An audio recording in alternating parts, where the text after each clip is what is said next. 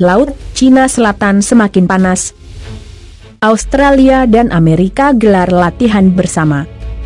Masuknya Australia dalam latihan perang Amerika Serikat dan Jepang pada minggu lalu, menunjukkan bertambahnya negara yang menentang keberadaan Cina di Laut Cina Selatan.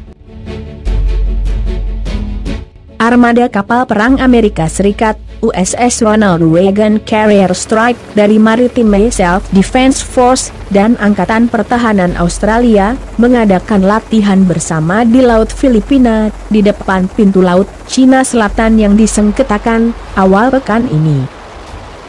Australia bergabung dengan Amerika Serikat untuk menolak klaim teritorial kelautan Tiongkok yang luas di Laut Cina Selatan, yang menyebut Cina tidak konsisten dengan Konvensi PBB tentang Hukum Laut tahun 1982.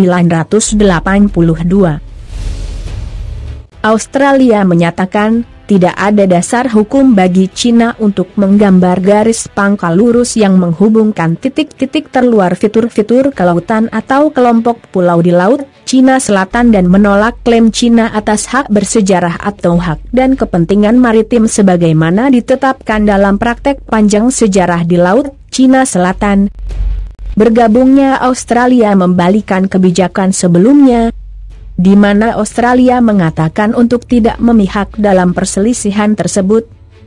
Langkah ini menyelaraskan sikap Amerika terhadap Cina terkait masalah Laut Cina Selatan sebagai respons terhadap manuver intensif Cina untuk mendominasi Laut Cina Selatan yang kaya sumber daya alam. Cina terbukti telah melakukan kegiatan di Laut Cina Selatan selama bertahun-tahun untuk membangun pangkalan dan pos-pos lain di atas beting, terumbu, dan karang batu sebagai cara memperdalam klaimnya. Geopolitik antara Amerika Serikat dan Cina semakin bertambah panas, di mana pada hari Rabu pekan lalu, Amerika telah memerintahkan penutupan konsulat Cina di Houston, dan bisa saja akan diikuti 5 konsulat lainnya, serta sebuah kedutaan di Washington. Ini semakin menambah front pertentangan antara kedua negara. Pemerintahan Presiden Donald Trump telah meningkatkan tekanan pada Cina pada berbagai masalah, menjatuhkan sanksi pada pejabat Cina atas kebijakan di Tibet dan Xinjiang, memimpin pengaduan tentang perlakuan terhadap minoritas Muslim di Xinjiang, wilayah paling barat di mana sekitar 1 juta warga Uighur dan kelompok etnis lainnya diyakini telah ditahan di kamp pendidikan ulang.